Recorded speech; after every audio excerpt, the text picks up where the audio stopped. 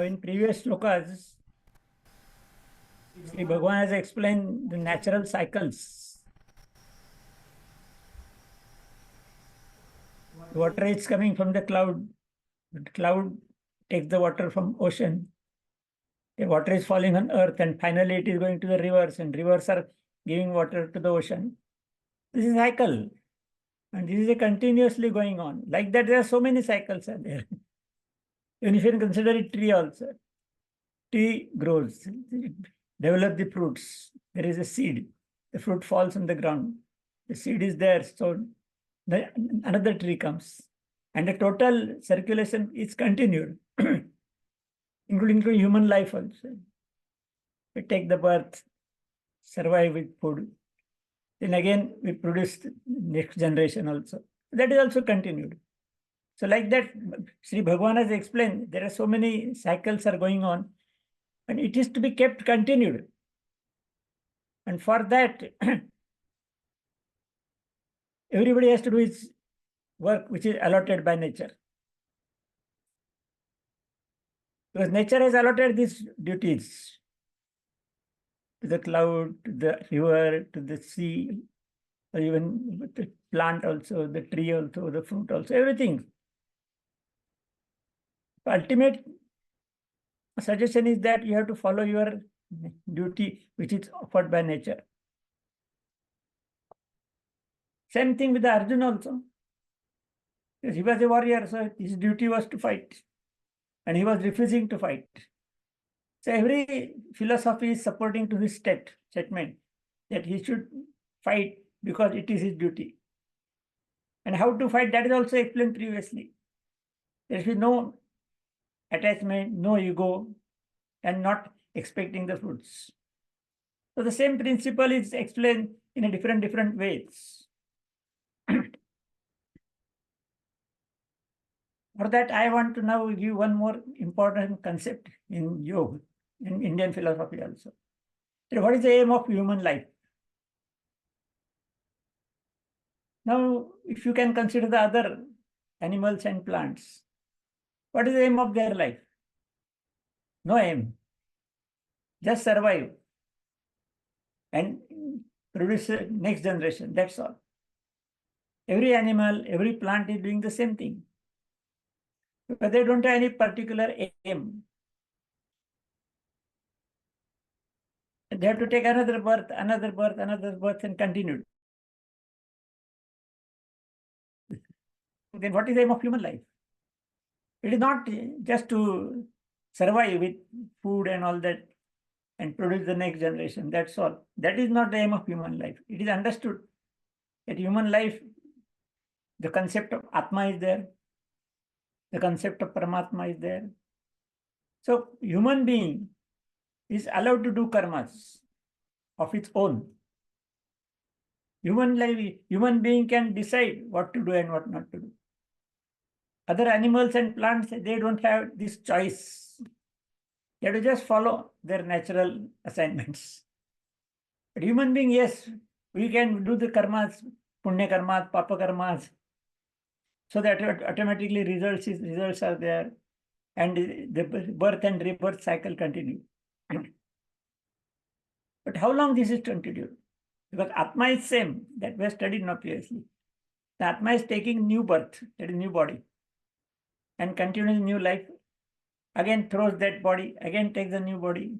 This is also a cycle. But just continuing the cycle is not the aim of human life. That is a concept accepted in yoga and Indian philosophy. That Atma is there, so I am Atma, I am not the body. So this you have to realize first. That is the first step, realization. We can call it self-realization. Who is self? I am Atma. I am immortal. Body has got birth and death. I don't have birth and death. So understand this concept perfectly. That is the first stage. Then go on evolving. Evolution is there. This evolution is not there in any other animals and plants. Millions of years, the same plant is there, same animal is there. We were observing a dog in our house. There is no evolution. From millions of years, dogs are like that. All animals are same. All trees are same. But possibility of evolution for human being is allotted by Paramatma. That is a concept accepted. So that Atma is separated from Paramatma and the human life starts. And the birth and doing karmas, explaining the fruits, and Sanchita karmas are there, so new body is to be taken. And this is a continued cycle going on. But this should not be the permanent aim. Final aim is to evolve the Atma. So get rid of connection between Atma and body. So Atma must be separated from the body. But when Atma is separated from the body, it is separated in the after death also. But in that case, he has got some karmashaya. And because of karmashaya, he has to take the new body. So to reduce the karmashaya, that is the next step. First realization, then reduce the karmashaya. Whatever karmas are there, we have to experience and finish them off. And don't add the new karmas. So karmashaya will be zero. When karmashaya is zero, there is no necessity of taking new body. The birth and death cycle ends there. And when the Atma is not attached with the body, because he doesn't have any karma in the karmashaya, so he doesn't need any body. So there is no connection of Atma with the body. So the Atma is liberated. So that is liberation. First is realization, second is liberation. And when the Atma is liberated, it has to merge with Paramatma, because Paramatma is everywhere in the world. So it is merged with Paramatma. So Atma becoming Paramatma is the aim of human life. That is accepted. And accordingly, the whole philosophy is explained. So we have to also understand this concept. Bhagavan also saying that ultimately you have to, for realization, liberation, and merging with Paramatma. So every human being should try and proceed on this line. And for that, the yoga is there. So we can say yoga is an action plan for this process. This process is final. Everybody has to proceed on this line. But yoga will help you to speed up. If you don't do yoga, that yoga may be Hatha Yoga, Patanjali Yoga, Mantra Yoga, Laya Yoga, Bhakti Yoga, Karma Yoga, whatever it is. And then maybe after so many births also, one can get liberated. And after liberation, merging is there. And when the Atma merges with Paramatma, nothing balance. No question of birth and death cycle, no question of body and all that. Becoming Paramatma, so it's controlling the whole universe.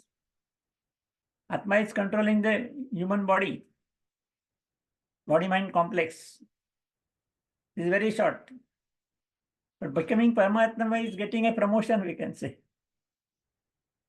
So Atma is to be promoted to become Paramatma and control the whole universe. Instead of controlling small body, he will control the whole universe. That concept is there behind all this philosophy. And that is why in next sutra, sloka number 16 now. Evam pravartitam chakram nanuvarteti yaha agayurindriya ramo mogham parthasa jivati. So Bhagavan says you have to follow this cycle which is generated by Bhagavan, that is Paramatma. And while following this cycle, do your karmas. But that everybody does. But how to do karma, that is explained by Bhagavan. That is more important. That is the basic concept of Bhagavad-Gita also, how to do karma. That is Karma Yoga. So here he says, the person whosoever is not following this cycle, his life is waste. Waste means there is no development in the life. And it is not materialistic development, it is spiritual development. Materialistic development is there in our life. which we experience. We work for that. But getting only materialistic development is a waste of life as per Bhagavan, because there is no spiritual development. So that is not explained here. Aga ayurindriya rama moham partha sajivati. If you don't follow this cycle and do your karmas properly, your life is waste. Because there is no development, spiritual development. So take a new life. If you don't follow this thing in the new life also, that will be also waste. So all your birth and all your lives are waste if you don't follow all these principles. That has been explained in Shlok number 16. Now in 17, Yastvat maratireva syat atmat truptascha manavaha atmanneva cha santushtaha tasya karyam na vidyate. Again, he explains something about the realization here. Who realizes the self? That is, I am Atma. That is realizing self. And that is not only just by word, it is by experience. Actually, all of us we know, when I explain so many things, Bhagavan has explained all those things, we are listening so many things. So you also know, I am not body, I am Atma. But that we understand by words. But we should understand by experience. When something goes wrong to the body, you should not say, I am getting pain. You say the body is getting pain, I am not worried about that. If I make myself so different from the body, then we can say that yes, we are self-realization is there. So Bhagavan is explaining the person who has developed himself on this path of spiritual development. Then what is the condition of him? He says, Atma, he is Atma. So he is realizing his own state of Atma. So he is not connected with the body.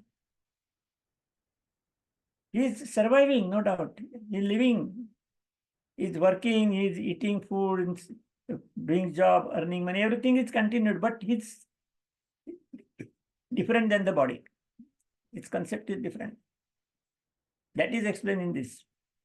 So he is satisfied with that. He doesn't need anything to satisfy from the materialistic thing. But basically he lives in the body. Body is functioning, but no attachment with the body. So he doesn't want anything. Whatever available he is accepting. So that is the situation of a person who has reached to the higher levels on spiritual development path. So he is satisfied with himself.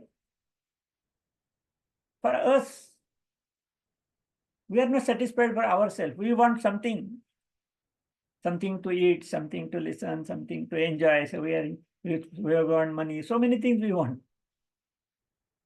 But a person who has realized himself that he is Atma, he doesn't want anything. He has no expectation about anything. Whatever his situation is there, he is facing the situation. But as he is disconnected totally from the body and merging himself in Atma only, so he is satisfied with his Atma. Atman nevacha santushtaha. He is satisfied that yes, I am Atma. That is a satisfaction. He doesn't need anything else. Then in Shlok number 18, Naiva tasya krute nartho na chakrute neha kaschana na chasya sarvabhuteshu kaschidartha vyapashraya. Same thing is continued here. That the person who is progressing in the spiritual development, that means self-realization, after self-realization only these things are happening. And this is getting disconnected from the body. So liberation from the body. So he has nothing to gain in the world. That is what is explained here. He has nothing to gain. So he doesn't want anything. His all desires I want this, I want this, I want this. It vanishes. But as the body is there, he has to feed the body and take care, and all. That is always there. He has no desire at all. And this is a very difficult stage, because our life is full with desires. If you fulfill one desire, the another starts. If you fulfill another, the third will start. So there is no end for desires in our life. And see, Bhagavan is saying, yes, if you get self-realization, Atmanyevacha santushtaha, self-realization, then the desires will end. Rather, we can say the reverse. When the desires end, he can realize soul. And that is why he has to do nothing in the life. He wants nothing. No desire. So that is explained in this sutra.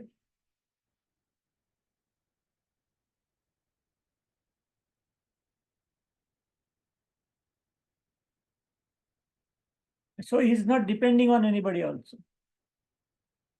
When the desires are not there, expectation is not there,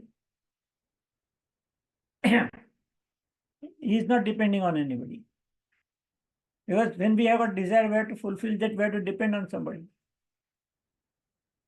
But he is isolated from the body-mind complex. So from anybody, he is not expecting. So no dependence. Because Atma is independent. He is not depending on anything. We have to depend on so many people, so many things, not only people, but we want food, so we have to depend on something. But he is totally isolated. So his dependence has been dissolved. This is more important aspect. So you don't have to do any actions with some expectation and all that. He is not depending on anybody. So totally freedom. So his liberation is a freedom only. Freedom from everything.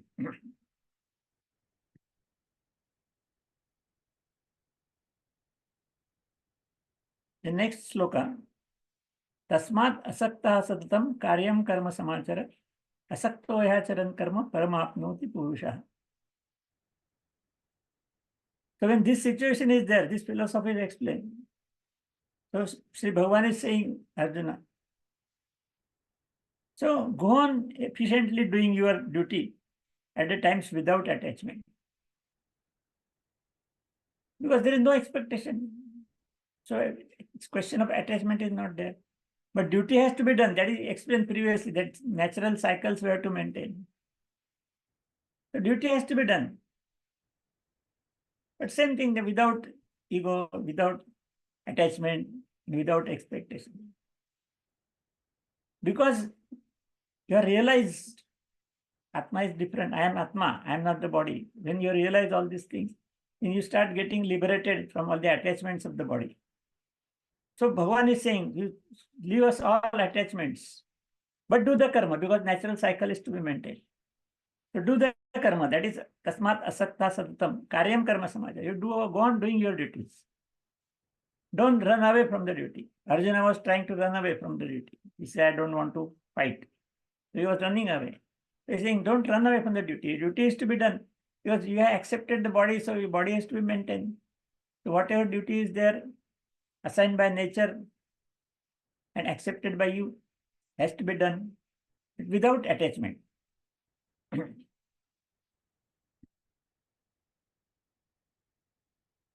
So doing the duty like this, without any attachment, you will proceed on your spiritual development.